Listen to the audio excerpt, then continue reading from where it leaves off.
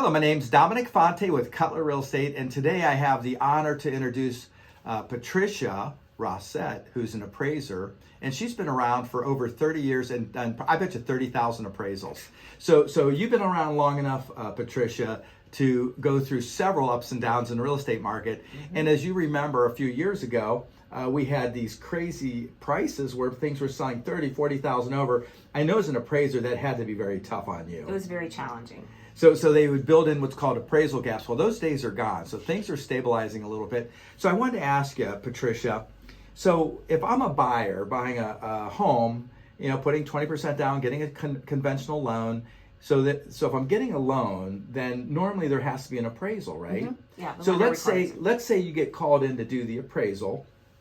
So from an appraiser, which you are a certified residential appraiser, mm-hmm.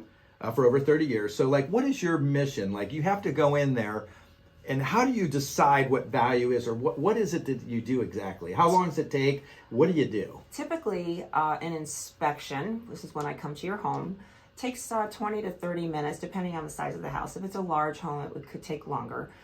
We take a walk through, we take note of quality, the size, bedroom count, the amenities that you have, any upgrades that you've made to the house, that all comes into play when we're trying to value the home.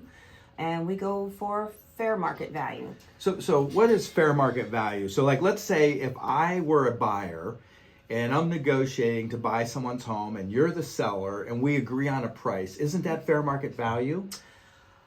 Fair market value is what the comparables in the neighborhood would justify. Okay. So when I see an appraisal report, sometimes I get to see one. It'll have some comparable homes, mm-hmm. not exactly exact science. Right. And then they got this thing at the bottom that says pluses and minuses. Yes. What is that about? Okay, that is making considerations for the differences between the comparables that we're using on our subject. Say if one home has 4 bedrooms, 2.5 baths, and the comparable has 4 bedrooms, 3 baths, then we would make a deduction for that half bath, and that the bathroom count, the gross living area, the quality, all those things have value. So have you ever, if I have a sale price, right, and you as an appraiser go out and you do the appraisal, and then within so many days you have to send that appraisal to the bank, right? Mm-hmm. And then what if for some reason the appraisal comes back short, say $10,000 short? Then, at that point, then what could happen? Can that ever be changed again? Or? Yes. Typically, if that happens, the listing agent or the selling agent will give me a comparable that they feel would increase the value. And if appraisers aren't perfect, so I always I have no problem with looking at a comp that a realtor might say, "Hey, Pat, you might have missed this one.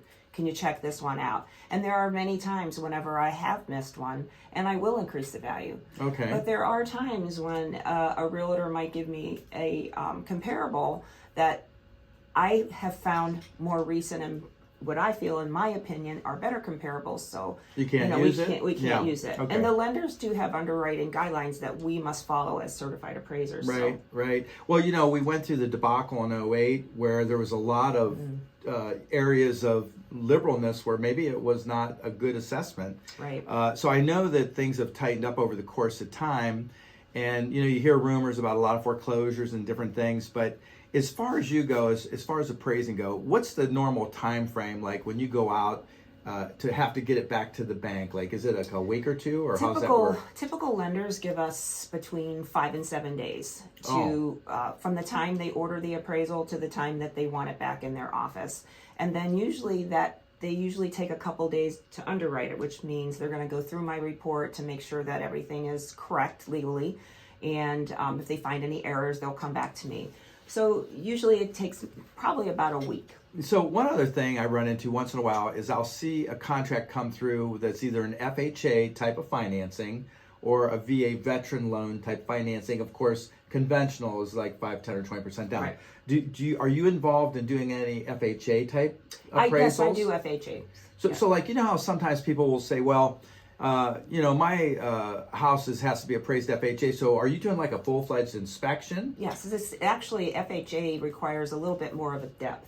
So, They so want- what is the basic criteria that on an FHA that you're typically looking for? FHA requires the home to be safe.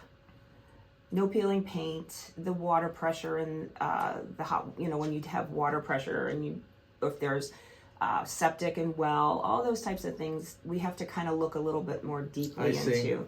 But you're not an inspector, are you? No, I am an appraiser. I am So, not a so, home so inspector. you're looking for red flags, Right. And if there is, then you have to make it a note on the report, Right. And then sometimes there's more investigation that has Right. to be done. Absolutely. I just let the lender know what my eyes have seen because see. I'm not a home inspector.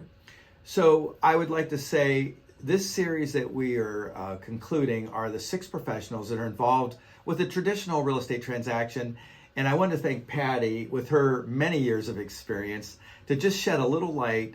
And if anybody ever wanted to just ask you a question, do you have an email or anything like that? I do have an email address. It's my last name, which is ROSSETTCREA@AOL.com. And I'd be happy to answer any questions you would have. Well, I appreciate you coming on today. And I just want to say, folks, if you have any other questions, feel free. You can call or text me, Dominic, at DominicFonte.com. Send me a call or text at 330-418-1535. And I wanted to say this has been a wonderful experience trying to give you some basics, because I always say a happy decision maker is an informed decision maker. Thanks for tuning in.